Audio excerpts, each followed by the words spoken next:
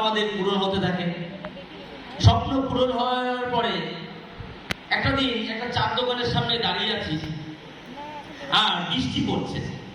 বৃষ্টির মধ্যে তিন বন্ধু মিলে আলোচনা করছি, আচ্ছা বন্ধু, একটা দিন আমাদের এমন আসবে তিনজনের তিনটে চার চাকা থাকবে, কেমন লাগবে সেই দিনটা?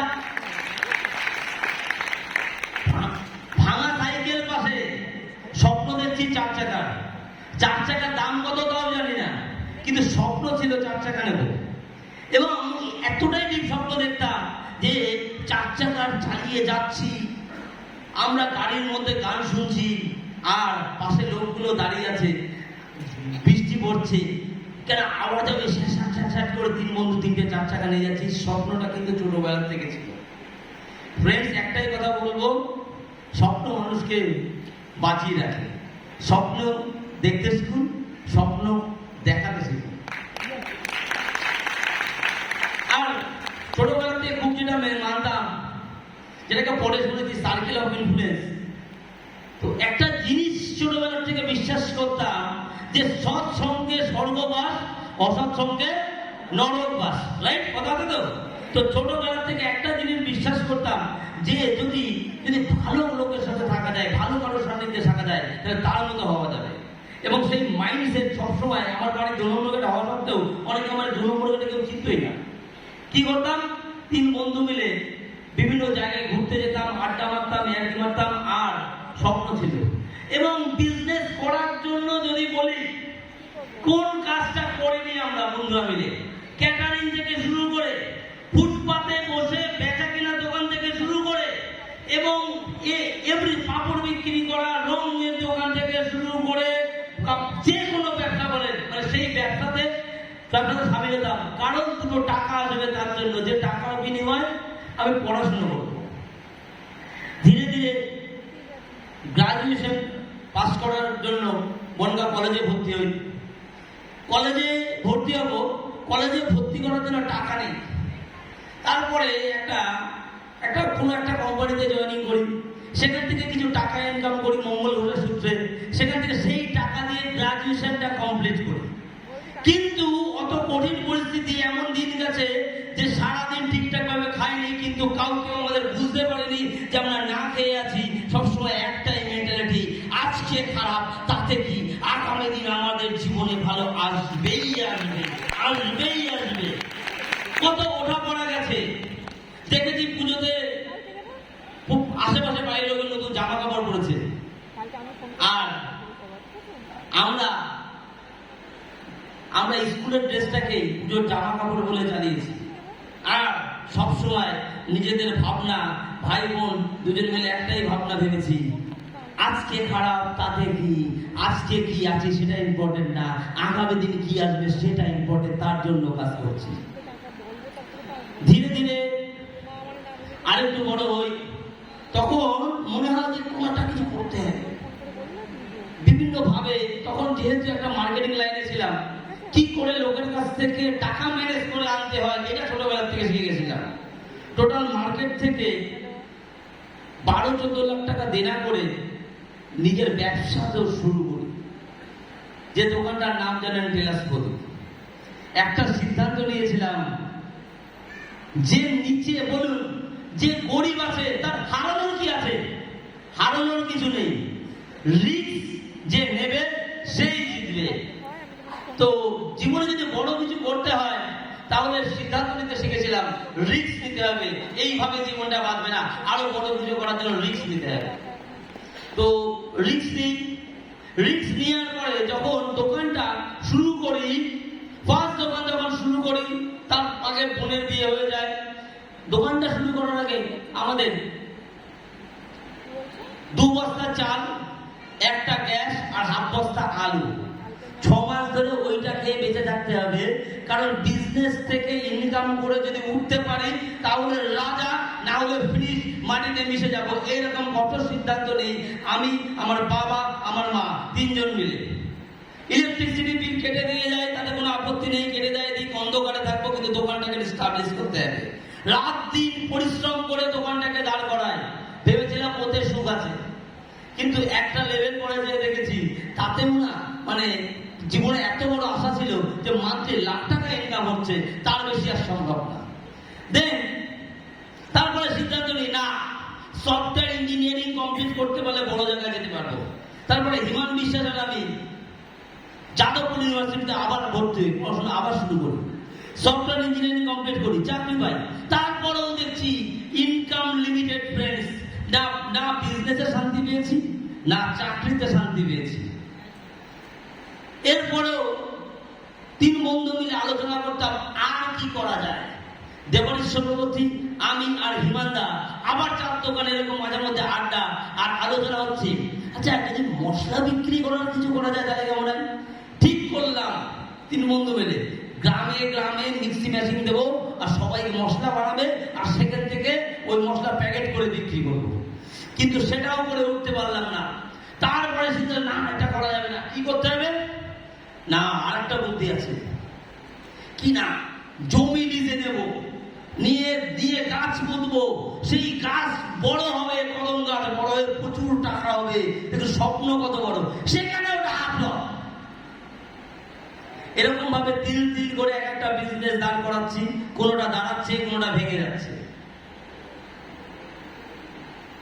এর মধ্যে দিয়ে যাও বাড়িতে বলছে বিয়ে করতে হবে, বিয়ে না করলে নাকি লাইফে সুখ নেই।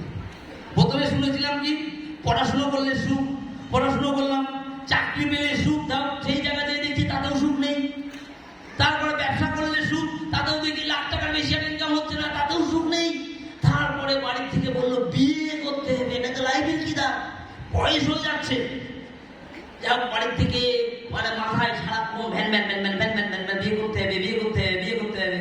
যাও সিদ্ধান্ত নিলাম বিয়ে করতে পারি, কৃষ্ণাকে বললাম বিয়ে করতে পারি, বনগার মধ্যে নিয়ে দেখতে হবে, কারণ আমরা তো সময় নেই, শ্বশুরবাড়ি যাবো আসবো, সময় নষ্ট হবে।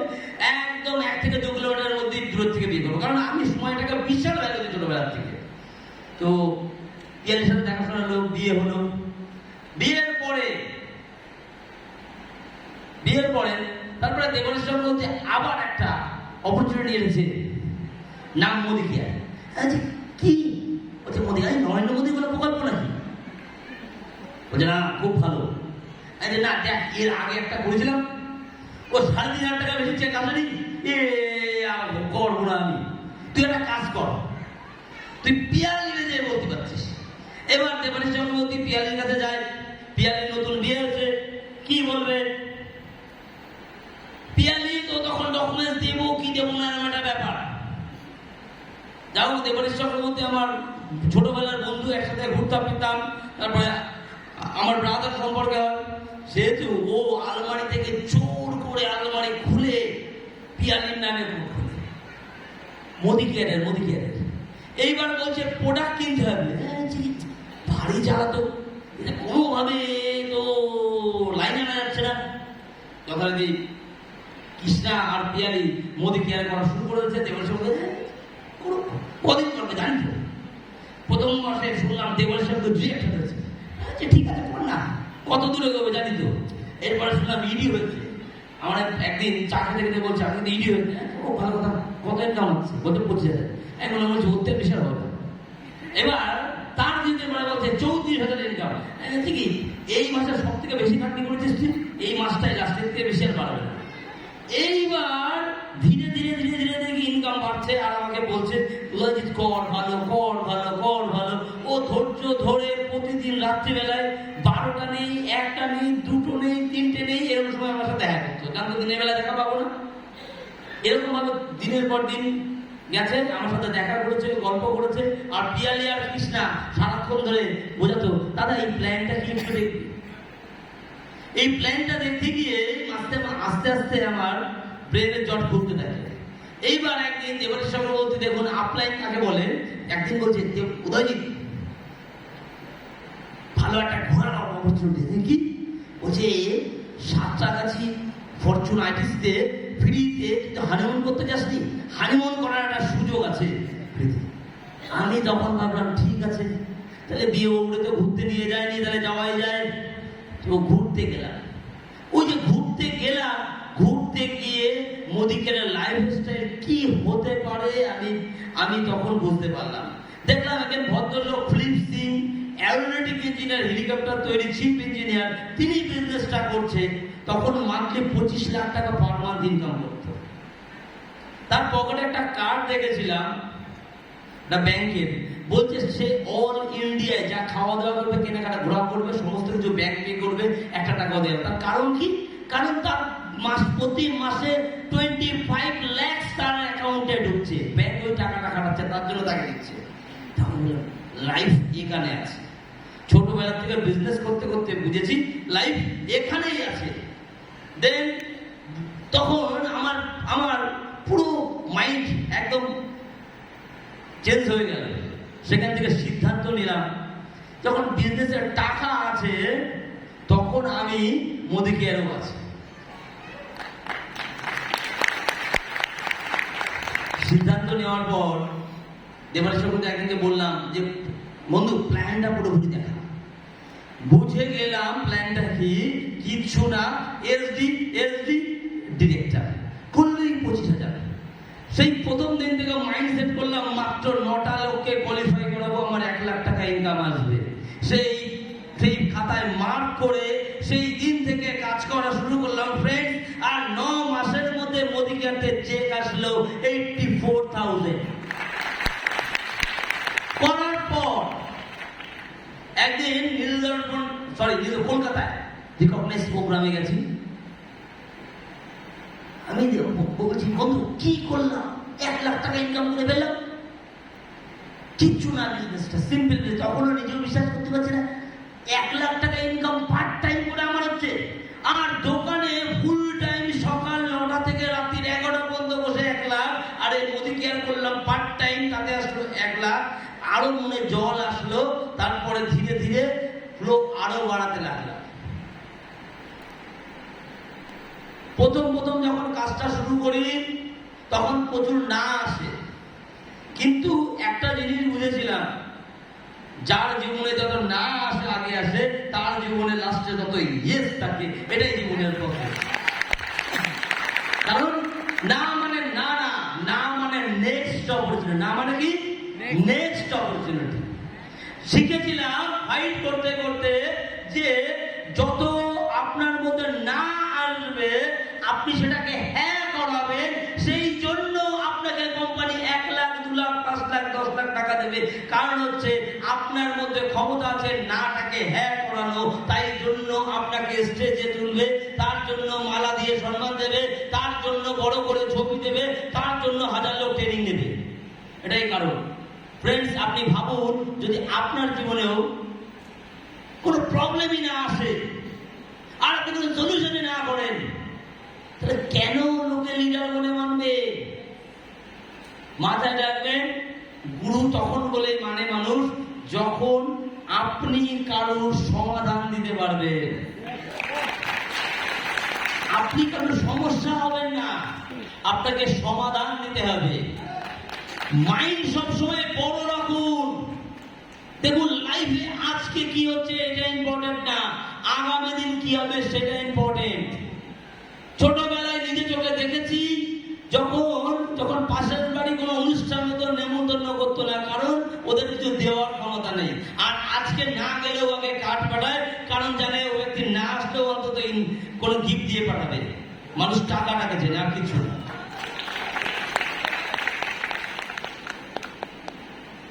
ওয়ার্ল্ডে একটা জিনিস ছোটবেলাতে বিশ্বাস করতাম, everything is possible in the world. অসম্ভব বলে কিচ্ছু নেই। ছোটবেলা থেকে যখন ফেসবুক খুলেছিলাম সেদিন থেকে লিখে রেখেছিলাম যে এভরিথিং ইজ পসিবল। কারণ জীবনে যদি পুরো কাহিনী বলতে যাই 2-5 ঘন্টা লেগে যাবে, জাস্ট টাচ করতে করতে বলছি।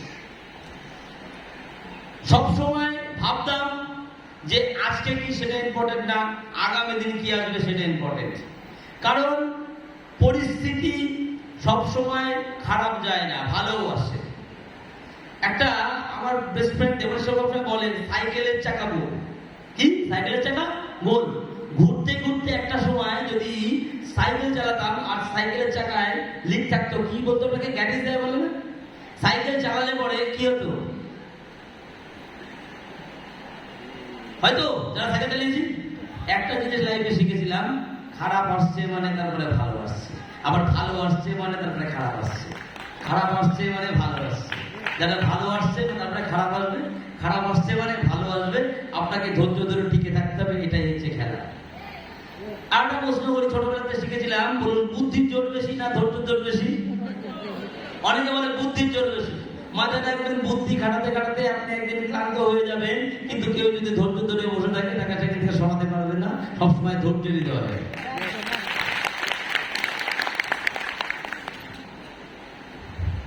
সাকসেস পেতে গেলে নিজেকে সবার আগে এগোতে হয়। বলছে জীবনে চলার পথে কিছু কিছু জিনিস আমি শিখেছি। যত নেগেটিভের মধ্যে পড়েছি, যত প্রবলেমের মধ্যে পড়েছি, তত শিখেছি। কারণ ডায়মন্ড তৈরি হয় কোথায়? কয়লার খনিতে, যেখানে সব থেকে চাপ লাগে। জীবনে চলার পথে এখানে দেখেছি, আপনার জীবনে আপনি দাঁড়িয়ে আছেন, সবসময় আপনার সামনে দুটো রাস্তা ওপেন থাকবে। একটা রাস্তা হচ্ছে প্রবলেম, আর একটা রাস্তা হচ্ছে সলিউশন। দুটো রাস্তা আপনি সবসময় পাবেন, নেগেটিভ এবং পজিটিভ। দুটো রাস্তা সবসময়, প্রতিটা মোড়, প্রতিটা সেকেন্ড, প্রতিটা মুহূর্ত আপনি পাবেন। যদি আপনি প্রবলেমের রাস্তা খোঁজেন, তাহলে আপনার সাথে প্রবলেম বালা লোকজনের বন্ধুত্ব হবে। আর যদি আপনি সলিউশন খোঁজেন, তাহলে সলিউশনের রাস্তা লোকজনের সাথে বন্ধুত্ব হবে। আপনাকে সিদ্ধান্ত নিতে হবে আপনি কোন রাস্তায় যাবেন।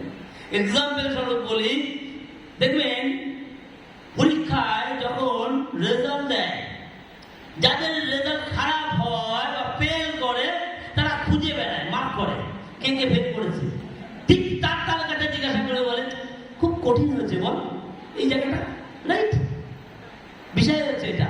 আর যারা সলিউশনের রাস্তা খোঁজে, তাদের লাইফটা এমন হয়, হয়ে গেল কিভাবে, কাজ করতে করতে হয়ে যায়। কারণ প্রসেসে থাকে, প্রসেস প্রসেস প্রসেস প্রসেস।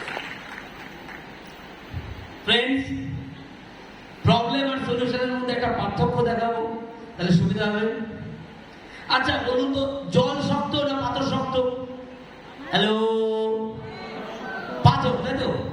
জল শক্ত না পাথর শক্ত? পাথর, তাই তো? আচ্ছা, জল যে পাত্রে দিই সেই পাত্রে আকার নেয়, রাইট? Yes or no? আচ্ছা, যদি বলি ফোঁটা ফোঁটা করে জল একটা পাথরের উপরে পড়ে, তাহলে পাথরটা কি হয়? ছিদ্র হয়ে যায়। এবার বলুন, জল শক্ত না পাথর শক্ত? জলও শক্ত না, পাথরও শক্ত না। মুশকিল হচ্ছে continue effort, continue effort, continue effort. আপনি কত দুর্বল, আপনি কি পারেন, আপনি কি পারেন না, ডাজ নট ম্যাটার। আপনি কন্টিনিউ লাগাতার লেগে থাকুন, লেগে থাকুন, লেগে থাকুন, লেগে থাকুন, লেগে থাকুন, লেগে থাকুন, হবে। ধৈর্য আছে, কন্টিনিউ লেগে থাকুন। জল যদি পাথরকে ছিদ্র করতে পারে, আপনি তো মানুষ, আপনি কেন পারবেন না? নেক্সট বলছে, how do you find solution in your life? আপনি কিভাবে জীবনের সমস্যার সমাধান খুঁজবেন? আচ্ছা, কার কার জীবনে সমস্যা আছে হাত তুলবেন একটু। সমস্যা প্রত্যেকের জীবনে। যদি বলেন সমস্যা নেই, বলে ভুল করছেন। ব্যাখ্যা করে দিই। একটা শিশু মাতৃগর্ভে আছে, মায়ের সমস্যা কবে মারা বেরোবে,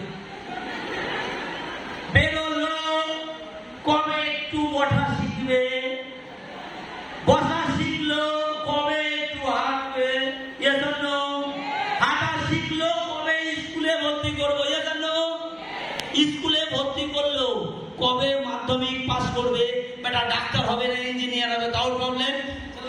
তারপরে কর্মযোগ, কি করবে, চাকরি করবে না ব্যবসা করবে, কি করবে সেটাও প্রবলেম। তারপরে প্রবলেম, বিয়ে হবে সেটা প্রবলেম, বিয়ের পরে বাচ্চা কাচ্চা হবে সেটা প্রবলেম, বাচ্চা কাচ্চা বড় করতে হবে সেটা প্রবলেম। একদিন নিজে বুড়ো হয়ে গেলে এখন আর চলতে পারি না, বাবা ক্ষমতা নেই, সেটা তারপরে একদিন কি বলে, কি তোলে, পটল তোলে, তখন ফ্যামিলির প্রবলেম। আপনি মারা গেছেন, মরা মানুষ বাসি করতে নেই, সেটা প্রবলেম। আর আগের দিন একজন মরা পোড়াতে গিয়ে দেখি, মরা পোড়ানোর পরে তাও সমস্যা। কি ব্যাপার, মিষ্টি খাওয়ায়নি তাই এই প্রবলেম, গন্ডগোল হচ্ছে। তারা প্রবলেম সব জায়গায় আছে, আর আপনি প্রবলেম নিয়ে পড়ে আছেন। প্রবলেম ছাড়ুন, কাজ করুন। প্রবলেম মৃত্যু থেকে সব সময় থাকে, জন্ম থেকে মৃত্যু। আপনি ভেবে দেখুন, আপনি জন্মাননি তখন প্রবলেম দেখিয়েছি, মারা গেছেন তখনও প্রবলেম। আপনার প্রবলেম দিয়ে মরে যাবে না, প্রবলেমের মধ্যে দিয়ে কাজ করতে পারে, সফলতা তার হয়।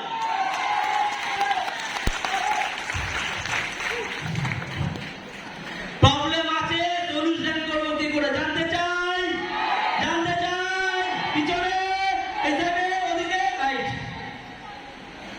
আপনি কোনো কাজ করছেন এখন ছোট, লাইক দিস, একটা ছোট্ট গাছ দেখতে পাচ্ছি।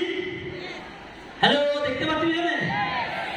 ছোট গাছ, বলুন 1 মাস বয়স গাছটা, গাছটা তুলে ফেলা যাবে কি যাবে না? টান দিলে তুলে ফেলবে।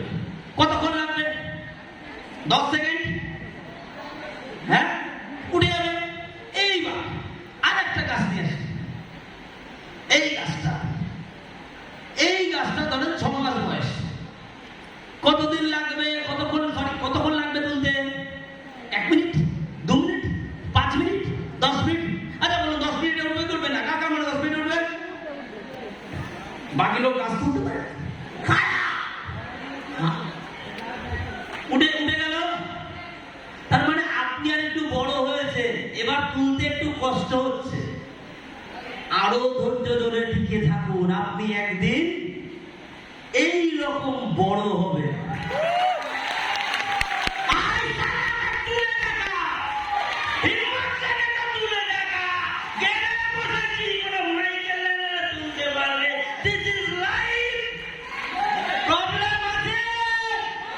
চুপচাপ সাইলেন্ট মুডে কাজ করে দিন, আর নিজেকে আরো বড়, আরো বড়, আরো বড়, আরো বড়, আরো বড়। আপনার কাজ এত বড় হবে, সেদিন কেউ খুঁজে পাবে না, আপনাকে তোলার কথা ভাবতে পারবে না, উল্টে এসে আপনার নিচে ছায়া নেবে। This is life.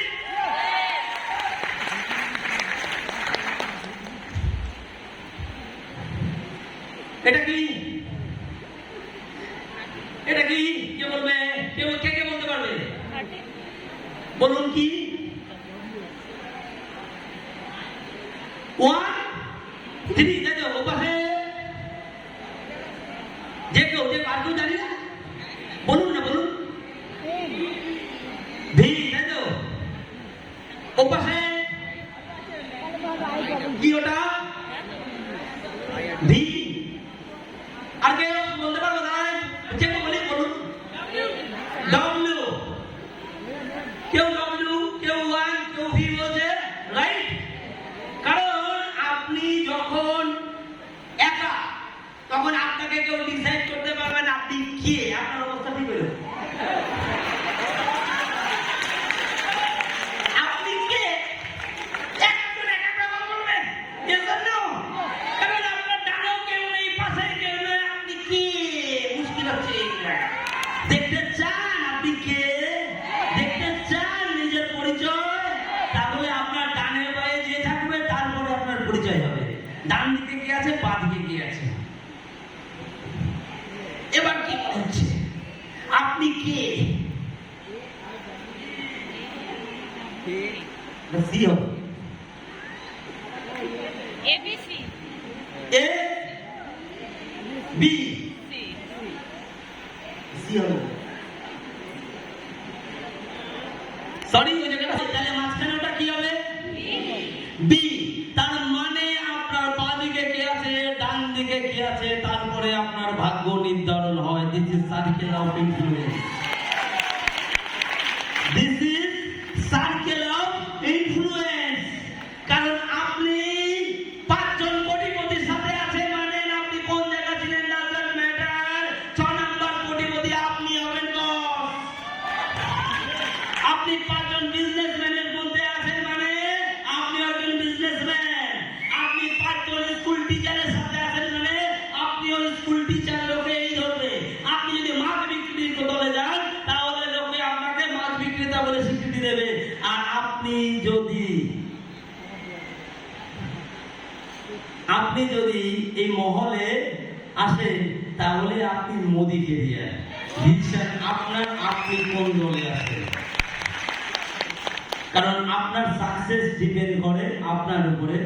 আপনি যদি মদ না খেয়েও পাঁচজন মাতালের সাথে ঘোরেন, তাহলে আপনাকেও মাতালি বলবে। এবার আপনি ভাববেন আপনি কোন সঙ্গে থাকবেন। গীতায় লেখা আছে সৎসঙ্গে স্বর্গবাস, অসৎসঙ্গে নরকবাস। আমাদের প্রত্যেকের ভাগ্য আমরা নিজেরাই নির্ধারণ করতে পারি। আমরা নিজেদের অজান্তেই ভুলভাল লোকের সাথে মিশি বলে ইনফ্লুয়েন্স হয়ে তাদের মতো হয়ে যায় ফ্রেন্ডস। নেক্সট বলছে success road. What is success road? টিমের মধ্যে বলে স্যার আমার মোটিভেট হারিয়ে যাচ্ছে, একটু চার্জ দিয়ে দেবেন স্যার, আমার এনার্জি নেই স্যার, আজকে আমার মন ভালো নেই। আচ্ছা বলুন তো, আচ্ছা সুনিতা ভার্গব টপ রানার, তিনি 18 বছর ধরে মোদি কেয়ার করছে, 18 বছর ধরে সে মোটিভেট থাকে, এটা কি সম্ভব? এই যে আপনাদের সামনে বলে যে 4.5 লাখ ইনকাম করে দেবরিশ চক্রবর্তী, তার পক্ষে কি সম্ভব? 7 বছর ধরে মোদি কেয়ার করছে, কোনো সব সময় নাকি মন বিরাট ভালো, কোনোদিন কোনো সমস্যা হয়নি, আর তার সমস্যা হয়ও নাই। এটা কি সম্ভব আপনি বলুন? হ্যালো, সম্ভব? তার মানে তারও সমস্যা হয়। তার মানে মোটিভেট থাকলে বিরাট বেরিয়ে কাজ করলাম, আরে বাবা রাজা হয়ে গেছি, আজকে মন ভালো নেই তাই বেরোবো না, আজকে বৃষ্টি পড়ছে তাই বাড়ি থেকে বেরোবো না, আজকে শীত তাই বাড়ি থেকে বেরোবো না, আজকে বিরাট মন ভালো আছে তাই 2 দিন বেরোলাম। ওইভাবে সফলতা আসে না বস, সফলতা আসে না। যারা ওইভাবে কাজ করছেন তারা কোনোদিনও সফলতা পায় না। সফলতার রুলস হচ্ছে রেগুলার কাজ করা, রেগুলার কাজ করা, রেগুলার কাজ করা, রেগুলার কাজ করা। যদি মার্সেল বানাতে হয় তাহলে রেগুলার জিমে যেতে হবে। যদি ভালো প্লেয়ার হতে হয় তাহলে ব্যাট করতে হবে। সচিন তেন্ডুলকার সেঞ্চুরি করেছিল, রেকর্ড করেছে, 200 রান করেছে, তার পেছনে কেউ এটা বিচার করে দেখে না সে কত রাতের পর রাত প্র্যাকটিস করেছে, গ্লাভস হাতে ভিজে গেছে, রক্তাক্ত হয়েছে, তা বাদেও practice practice practice practice practice, না শোন নেই না বুধ নেই না শোন নেই, প্রতিদিন প্র্যাকটিস। মোটিভেশন সাময়িক কাজ হয়, আসল কাজ হচ্ছে নিড ইউ ডিসিপ্লিন। আপনি যদি ডিসিপ্লিনের সহিত কাজ করতে পারেন তাহলে অনেক বড় সফলতা পাবে। আজকে পাশের বাড়িতে কেউ কোনো সমস্যা হয়েছে, তাহলেও আপনাকে কাজ করতে হবে, কারণ আপনাকে ডিসিপ্লিন থাকতে হবে।